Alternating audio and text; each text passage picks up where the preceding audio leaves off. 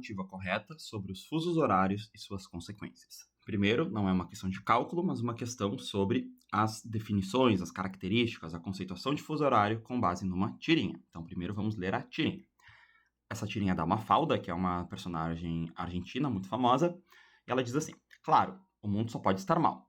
Se quando na América do Norte é meia-noite e na China é meio-dia, e quando na China é meia-noite, na América do Norte é meio-dia, como é que 200 milhões de pessoas almoçando podem se entender com 600 milhões de pessoas dormindo? Então, primeiro, essa crítica aqui, ela brinca com a questão do fuso horário, né? Do mundo, por exemplo, a América do Norte estar do outro lado do mundo em relação à China, mesma coisa com o Brasil, e as pessoas estarem almoçando de um lado do planeta e dormindo de outro, e como que o mundo hoje em dia não se entende. O mundo vive em guerra, o mundo vive em confronto. Basta vocês pensarem que a América do Norte tem Estados Unidos, e ela cita ali a China, hoje em dia, dois grandes rivais do nosso cenário geopolítico. Mas então, voltando à questão do fuso horário, a gente vai então ter que marcar a alternativa correta sobre os fusos horários.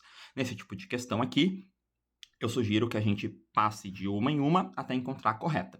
Como nesse caso eu quero mais ou menos ensinar vocês, eu vou fazer então ir até a correta e vou continuar para ver por que todas as outras estão erradas. Então, começando na A. As áreas de fuso horário iguais foram definidas globalmente, com base na relação entre latitude, rotação da Terra e hora. Bom, então ele trouxe ali 3 aspectos. Latitude, gente, não é latitude, é longitude. Lembrando que longitude, a Terra é assim mais ou menos, né? Aqui nós temos a linha do Equador e aqui nós temos as longitudes. São as longitudes que definem os fusos horários. Afinal de contas, a Terra gira nesse sentido aqui e não nesse sentido aqui. Rotação da Terra está correto e hora está correto, mas por ser longitude, ela está incorreta. Então, a A, com certeza, não é. Vamos ver agora a B. O relógio deve, a cada vez que se ultrapassar o limite do fuso horário ao percorrer de leste em direção a oeste, será atrasado em 1 hora. Será atrasado em 1 hora significa que tu vai diminuir 1 hora no relógio. Vamos pensar então. O Sol nasce no leste e ele faz o movimento para se pôr no oeste. Então aqui ele nasce e aqui ele se põe. Onde que vai começar o dia? O dia vai começar então no leste. É por isso que no mapa mundi, o leste, as horas aumentam, ou seja, quando tu está vindo de oeste para leste, as horas aumentam, e quando tu está indo de leste para oeste, as horas diminuem. Ou seja, ao percorrer de leste em direção a oeste, ser atrasado em 1 hora, diminuir 1 hora. Alternativa correta.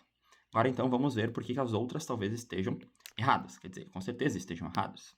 C. O relógio deve ser atrasado em 1 dia quando se viaja do oeste para leste, na passagem da linha internacional de data. Bom, eu nem cheguei a trabalhar com vocês a linha internacional de data, mas vocês têm que pensar assim. O mundo tem 2 dias acontecendo ao mesmo tempo. Por exemplo, pode ser 2 horas da manhã no Japão e no Brasil são 12 horas a menos. Então, são 14 horas no Brasil. Aqui eles estão dia 13 e o Brasil está no dia 12. Então, tem sempre 2 dias. Nós temos que definir, então, quando que nós vamos trocar de dia. Essa linha onde nós trocamos de dia é a tal da linha internacional de data.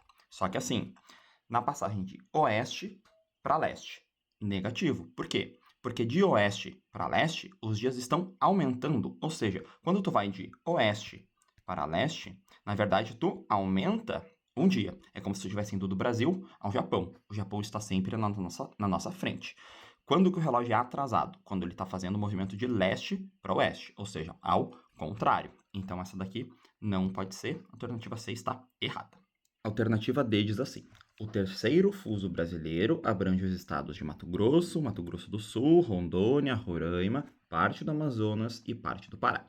Essa daqui vocês poderiam olhar para aquele mapa que eu entreguei para vocês. Nesse caso aqui eu coloquei um mapa dos fusos horários do Brasil, que não é exatamente aquele que eu entreguei, mas tem a mesma informação.